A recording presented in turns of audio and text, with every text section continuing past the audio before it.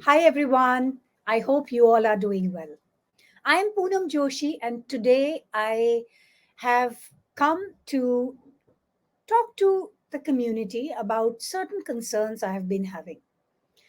कुछ हिंदी में बात करूंगी, कुछ अंग्रेजी में।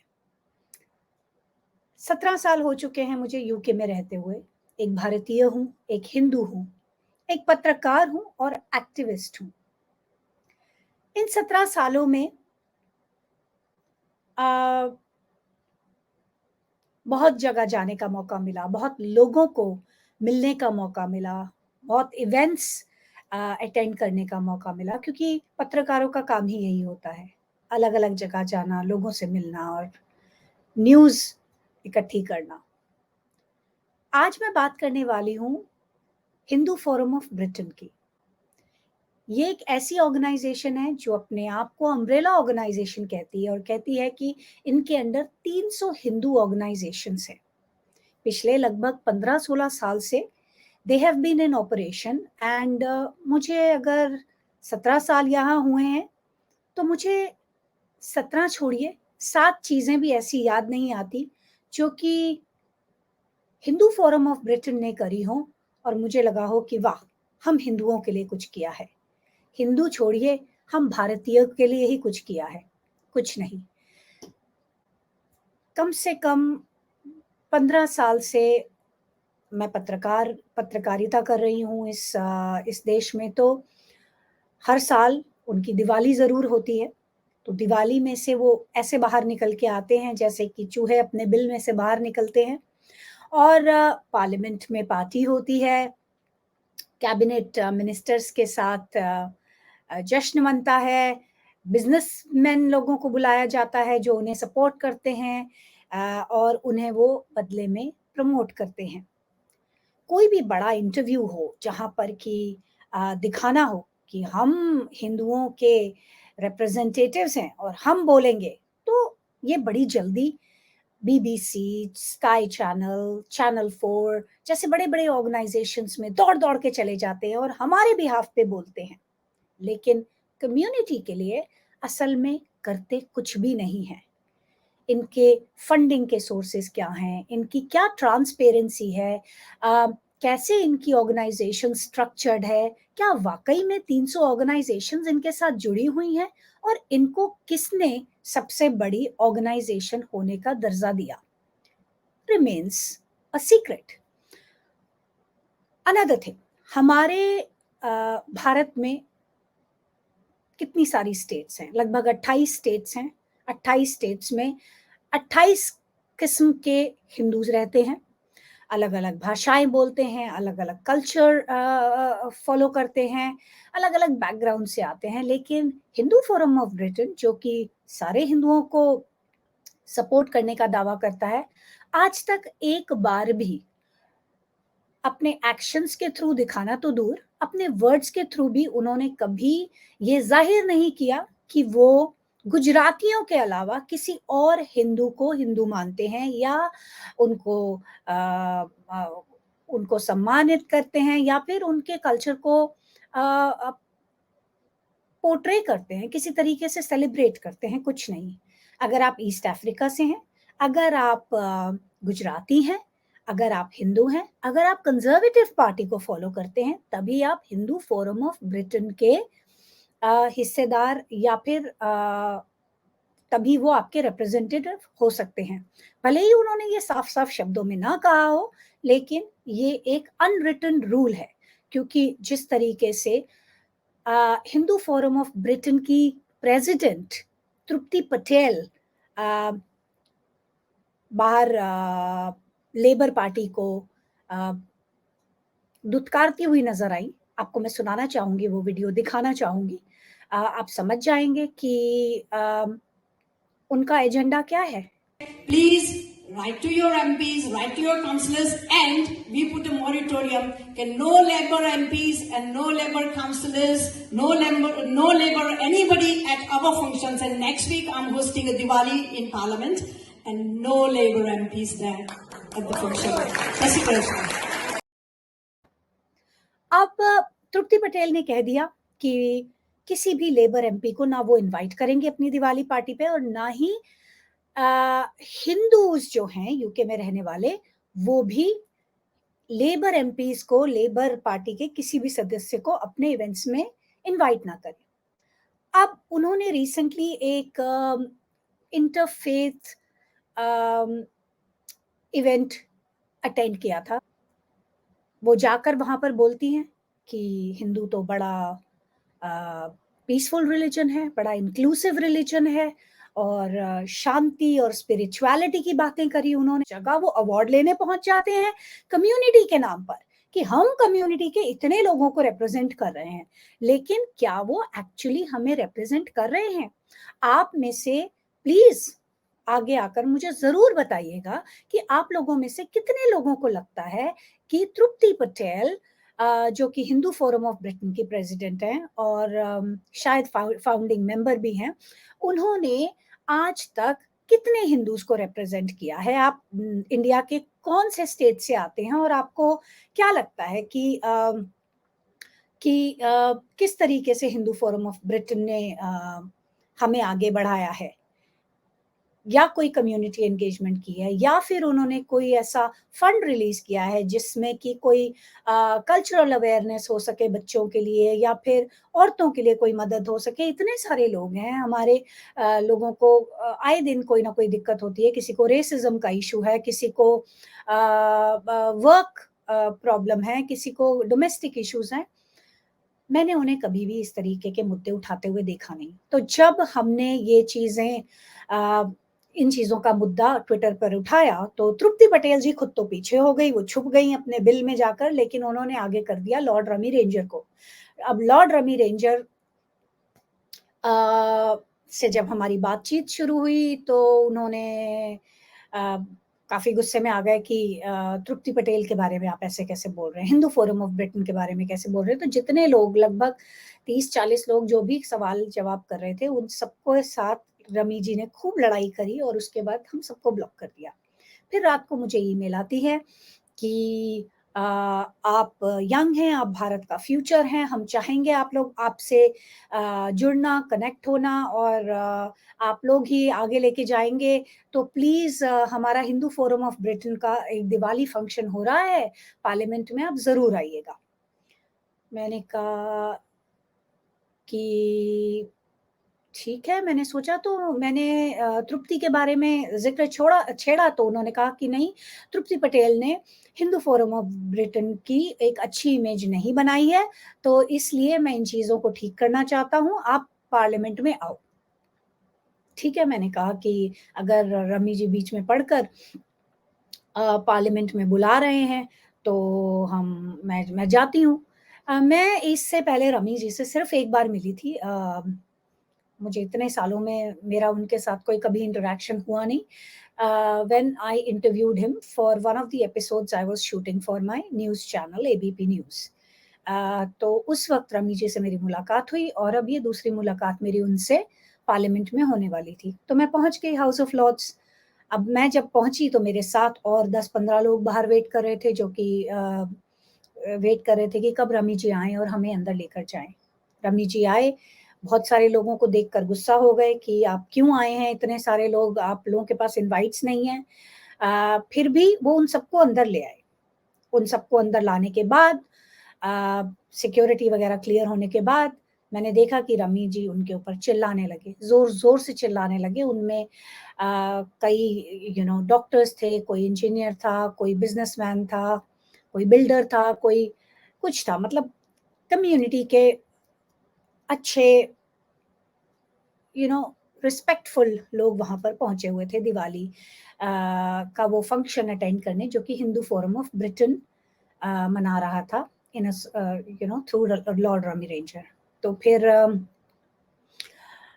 उनमें डॉक्टर विवेक कौल भी थे और काफ़ी और लोग थे। तो फिर रमी रेंजर को मैंने चिल्लाते हुए देखा डॉक्टर कौल के ऊपर कि तुम ऐसे कैसे कर दिया तुमने, ये इन चीज़ों में पैसे लगते हैं, ये ऐसे नहीं हो सकता, तुम कैसे ले आए, दोबारा ऐसे मत करना, ये ऐसे नहीं होना चाहिए। तो सब लोग काफ़ी शर्मिंदा होने लग गए थे। मैंने देखा कि पीपल स्टार्टेड फीलिंग ह्यूमिलिएटेड कि ये रमी जी ऐसे क्यों बोल रहे हैं।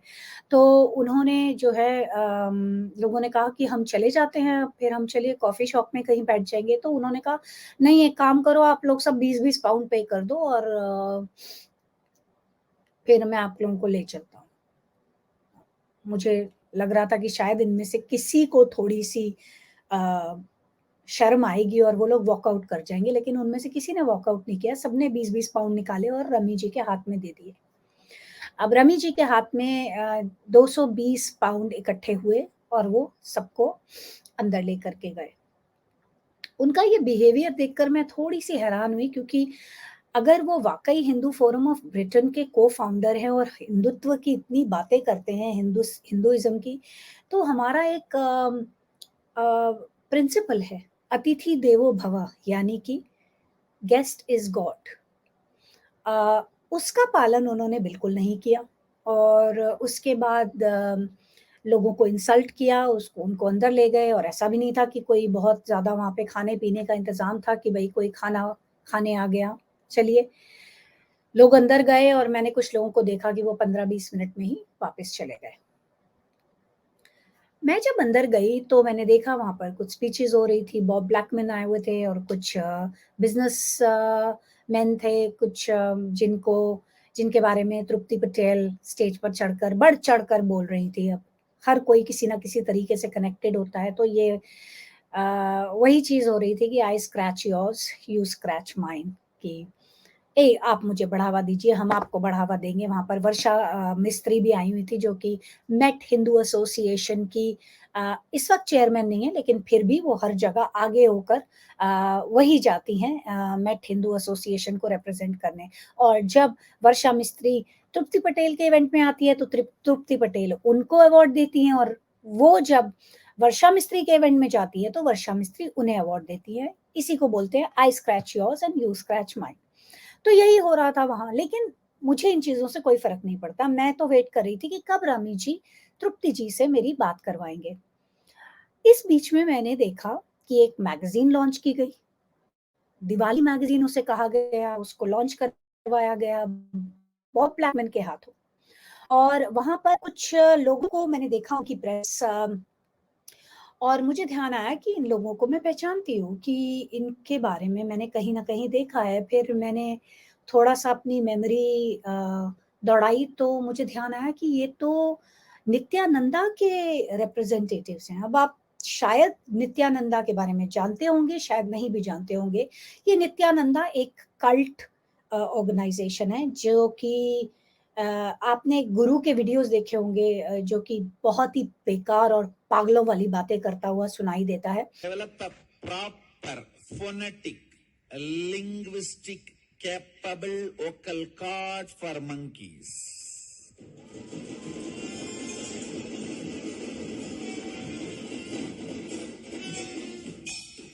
Phonetic, linguistic, capable vocal cord for lions and tigers.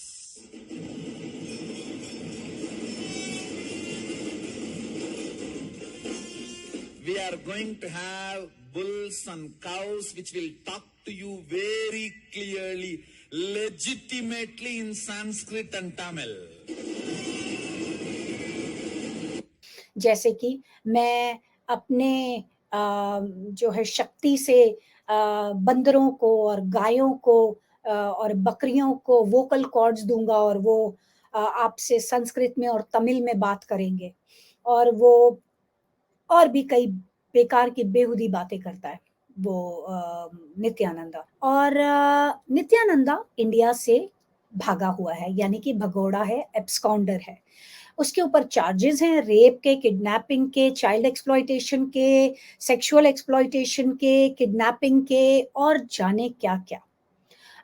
French government is also after him, क्योंकि उन्होंने वहाँ पर फ्रांस में भी कोई बड़ा फ्रॉड किया है।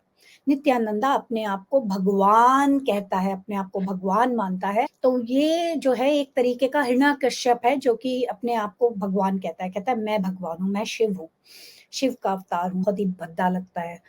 भगवान शिव की तरह उनके पैरों की धूल के बराबर भी नहीं लगता। तो ये जो है Nityananda is wanted by India और उनके अगेंस्ट एक इंटरपोल का नोटिस है। अब ये कोई ऐसी बात तो है नहीं कि जो दुनिया से छुपी हुई हो, काफ़ी वाइडली नित्यानंदा के बारे में न्यूज़पेपर्स में, टेलीविज़न चैनल्स पर हर जगह पब्लिश हुआ है। लेकिन नित्यानंदा के ऑर्गेनाइज़ेशन को तृप्ति पटेल और रमी रेंजर पार्लियामेंट में बुलाते हैं और वहाँ पर उनको सम्मानित करते हैं और आप मैगज़ीन खोलें तो उसमें नित्यानंदा की एक फुल पेज एडवर्टाइज़मेंट भी दिखाई देती है। अब एडवर्टाइज़मेंट तृप्ति पटेल और रमी रेंजर जैसे लोग फ्री में तो डालेंगे नहीं, क्योंकि जिन्होंने 20 पाउंड इंडियंस को अंदर आने के ले लिए, जो कि फ्री एंट्री है, फ्री इवेंट है, जहाँ जाने के पैसे नहीं लगते, उनसे उस चीज़ के लिए 20 पाउंड ले लिए, तो आप समझ सकते होंगे कि उन्होंने एक फुल पेज एडवर्टाइज़मेंट तो क्या ही फ्री में डाली होगी। मैं ये देखकर हैरान रह गई कि ये अपने आप को हमारा रिप्रेजेंटेटिव कहते हैं, ये अपने आप को हिंदुओं का लीडर कहते हैं, ये कम्युनिटी में घूमते हैं, इन्हें बुलाया जाता है, इन्हें आगे बढ़ाया जाता है, इन्हें सम्मानित किया जाता है। But for what? हमने किन लोगों को अभी तक कुर्सी पर बिठा रखा है? ऐसे लोगों को जो कि पॉलिटिकल प्रोपेगेंडा चलाते हैं, ऐसे लोगों को जो अपना एडवांसमेंट देख रहे हैं पॉलिटिक्स में, जो कि खुद हिंदू फोरम ऑफ ब्रिटेन को यूज कर करके पहले अंदर घुसे, फिर अपने बच्चों को अब घुसा रहे हैं और इस ऑर्गेनाइजेशन को यूज कर करके लोगों को तो गिने चुने लोगों को बुलाते हैं, वो अमीर अमीर लोगों को। जो कॉमन मैन है वो तो बेचारा पीछे बैठा रहता है, उन्हें कुछ पता नहीं चलता कि ये लोग क्या कर रहे हैं और क्या हमारे लिए हो रहा है और क्या इनके अपने लिए हो रहा है। लेकिन it's time now that we open our eyes and we raise the right questions about the operation of this organization. तृप्ति पटेल इतने सालों से प्रेसिडेंट की कुर्सी पर गोंद लगाकर चिपक के क्यों बैठी हुई है? इतनी देर तो एक्सटिंक्शन रेबेलियन के प्रोटेस्टर्स भी गोंद के साथ चिपक कर नहीं बैठे रहते, जितनी देर तृप्ति पटेल उस कुर्सी पर बैठ गई हैं। और रमी रेंजर को इतनी ज्यादा मिर्ची क्यों लगती है when we ask questions about the transparency of Hindu Forum of Britain? अब रमी रेंजर के बारे में जब इतनी बात हुई, उन्होंने ऐसा बिहेव किया, फिर मेरे साथ भी उस दिन उन्होंने थोड़ा बुरा बर्ताव किया पार्लियामेंट में, तो मैं निकल गई वहां से। फिर मैंने कुछ ट्वीट्स डाली, तो उसके बाद मुझे इतने लोगों के फोन आए और मुझे पता लगा कि रमी रेंजर को हाल ही में कोर्ट ने गिल्टी माना है। अब रमी रेंजर ने भले ही अपनी कंपनी सनमार्क लिमिटेड बेच दी हो, लेकिन उनकी कंपनी में एक लड़की काम करती थी, सिख फीमेल, और उसके साथ किसी तरीके का सेक्सुअल मोलेस्टेशन उसके मैनेजर ने किया। उस चीज की रिपोर्ट लेकर वो रमी रेंजर के दामाद, जो कि रीना रेंजर के हस्बैंड हैं, हरमीत आहूजा, उनके पास गई। उन्हें बोला कि मेरे साथ ऐसे ऐसे हो रहा है। तो हरमीत आहूजा उस लड़की को कहते हैं कि अगर तुमने इस बात को आगे बढ़ाया तो तुम्हारा ऑनर, तुम्हारी नौकरी, तुम्हारे पैसे, तुम्हारा वीजा सब तुम्हारे हाथ से निकल जाएगा। वो लड़की फिर भी जाकर उस चीज की रिपोर्ट करती है। जब वो उसकी रिपोर्ट कर देती है तो रमी रेंजर का गुस्सा आपे से बाहर हो जाता है, and then he gives her left, right and centre using very very very abusive words. और उन चीजों को उस लड़की ने रिकॉर्ड कर लिया। जाहिर है अगर मैं भी उस लड़की की जगह होती तो शायद रिकॉर्ड कर लेती। तो फिर क्या हुआ कि रमी रेंजर को और उनके दामाद दोनों को गिल्टी पाया गया कोर्ट में। उन्होंने आगे अपील करी, उस अपील में भी वो लोग जो है गिल्टी पाए गए। तो अभी जो है केस लास्ट स्टेज पर है। तो 2 अकाउंट्स पर रमी रेंजर और हरमीत आहूजा को गिल्टी माना गया है, that is harassment and gender discrimination. और जब मैंने लिखा ट्विटर पर कि ये ऐसा भी हो रहा है, तो रमी रेंजर का बिल्कुल उन्होंने अपना आपा खो दिया. Then he started sending me abusive messages on WhatsApp. He started tagging ABP news, जिस चैनल के लिए मैं काम करती हूँ. मुझे उल्टी-सीधी चीज़ें बोलने लगे. मैं आपको दिखाती हूँ यहाँ पर उन्होंने क्या बोला. सो ट्वीट्स रमी रेंजर ने मेरे को पिछले 3-4 दिनों में किए हैं और व्हाट्सएप पे मैसेजेस भेजे हैं, थ्रेटनिंग लेटर्स भेजे हैं. और मैंने ऑब्वियसली आर्टिकल लिख दिया उसके बाद जो भी वो कर रहे थे और जो भी मुझे पता लगा, because I was very upset, क्योंकि एक चीज़ नहीं हुई थी, कई चीज़ें हो गई थी. पहले उन्होंने सबके साथ लड़ाई करी, फिर बुलाया, फिर वहाँ पर बेइज़्ज़त किया और फिर उसके बाद जो है one thing led to another and then I ended up writing an article. And इस बात से रमी रेंजर काफ़ी ज़्यादा नाखुश है. ज़ाहिर-सी बात है, कोई भी नाखुश होगा अपने बारे में इस तरीके की चीज़ें, चाहे वो सच ही क्यों ना हो, पढ़कर थोड़ा-सा बुरा तो लगता है. लेकिन rummy ranger has lost all his decency. काफ़ी गंदी-गंदी मेरे को चीज़ें वो लिखते रहे. मेरे हस्बैंड को टैग करना शुरू कर दिया, जो कि खुद जर्नलिस्ट हैं. जब उनका बस नहीं चला, so he started also tagging my husband. Then he started writing that my husband has been reported for domestic violence and I feel sorry for the poor chap.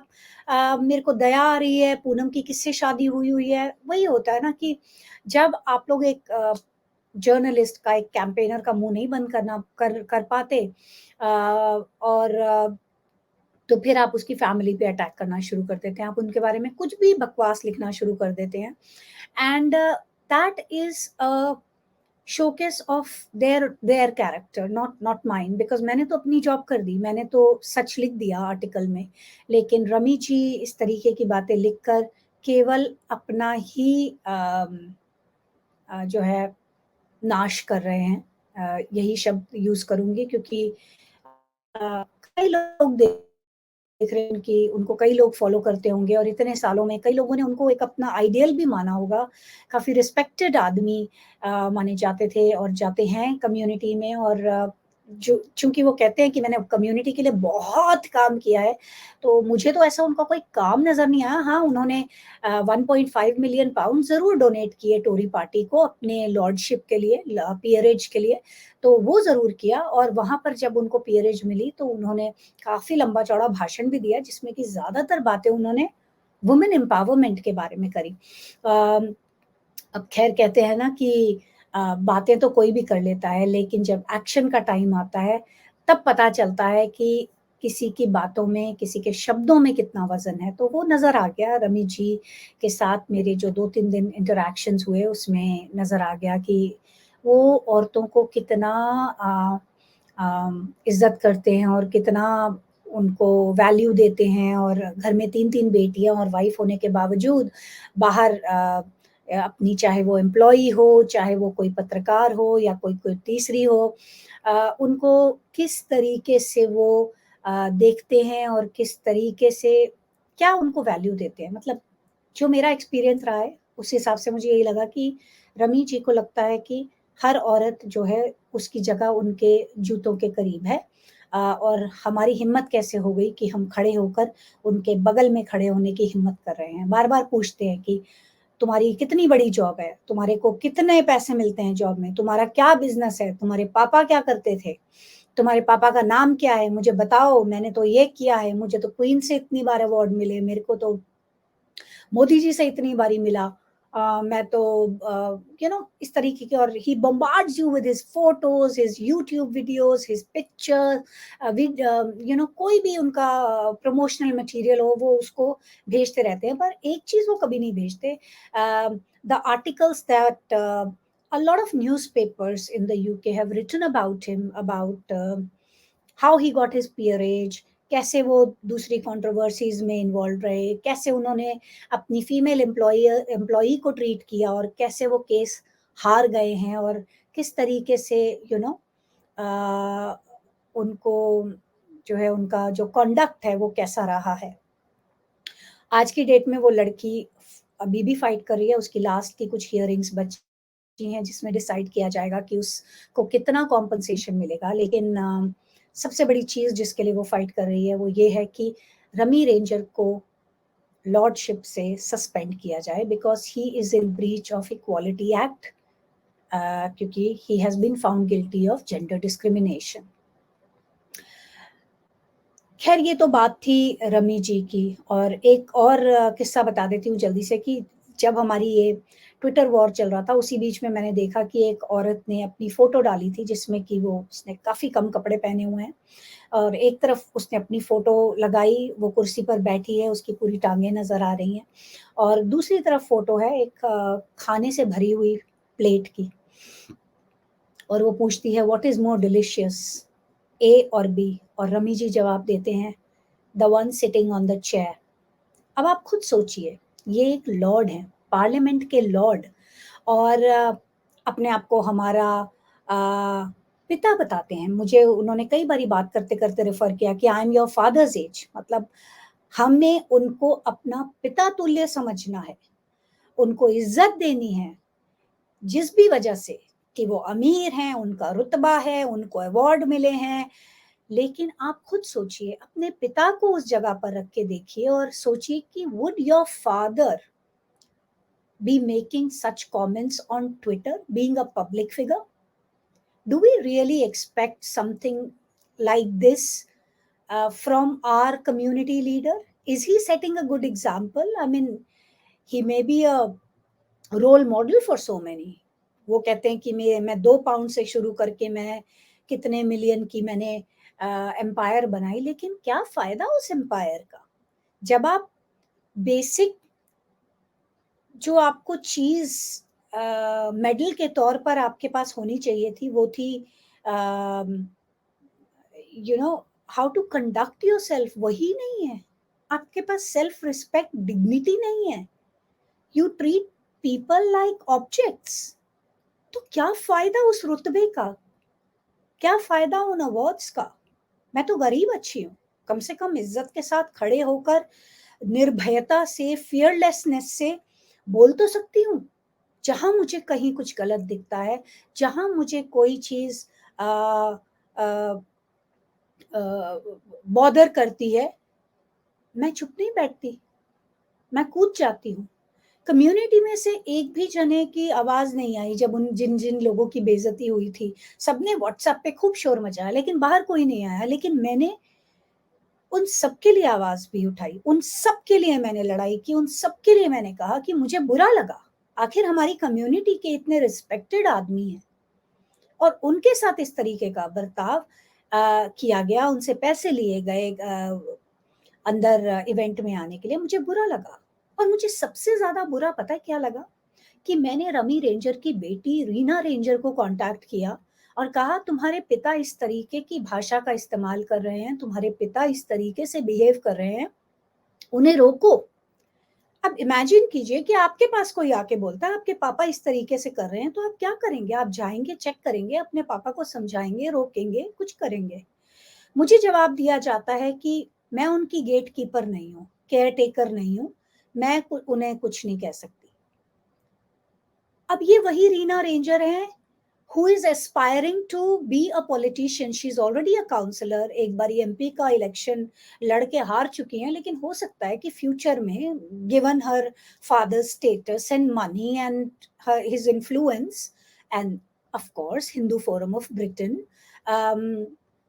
जिसके फाउंडिंग मेंबर उसके पापा हैं और कंजर्वेटिव फ्रेंड्स ऑफ इंडिया की वो खुद को chairman बन के बैठी हुई हैं, तो वो दिन दूर नहीं है कि Reena ranger might get a position in the government. लेकिन जो लड़की अपने पिता की बदतमीजियों को नहीं रोक सकती, वो हम कैसे विश्वास कर सकते हैं that she will be able to protect us from any other issues from an outsider? How do we trust her as a politician even? So that raises a big question, and I'm sorry I've taken so much time, and I hope that I have covered all the issues, but I think it's time for us Hindus, for us Indians to unite and stand in one voice. We need an organization that is more open, that is disconnected from any political party. Of course, we will continue to support the parties that we want to support in our own personal ways, but something that really works for the community and not for the government. ये अपने आप को एक lobby organisation कहते हैं, लेकिन इन्होंने क्या लॉबी किया है? आज तक ये बीफ तक तो रुकवा नहीं पाए। जो स्कूल्स में चिल्ड्रन जो स्कूल मील में जो बीफ सर्व किया जाता है बहुत सारे स्कूल्स में, वो तक ये नहीं रुकवा पाए। उसके लिए मैंने इतनी आवाज उठाई, कहीं पहुंची नहीं। मुसलमानों ने मिलकर आवाज उठाई तो पोक बैन हो गया स्कूल मील से, लेकिन हिंदू सामने आते ही नहीं है, खड़े होते ही नहीं है। Either they are too busy working or they are too afraid to come out and they are too afraid to speak out. हर एक को यही पड़ी है कि मेरे साथ नहीं हो रहा तो इसलिए मैं इसके बीच में नहीं पड़ूंगा, और या फिर किसी और के भी साथ हो रहा है तो मैं क्या बोलूं, कैसे बोलूं, मेरे रिलेशन इससे खराब हो जाएंगे। डिप्लोमेसी प्ले करते हैं सब लोग, और इसीलिए रमी रेंजर और तृप्ति पटेल जैसे लोग, अनडिजर्विंग लोग, इतने आगे बढ़ जाते हैं, इतना फायदा उठा के ले जाते हैं और उनके काम हो जाते हैं, लेकिन हम लोग वहीं के वहीं खड़े रह जाते हैं।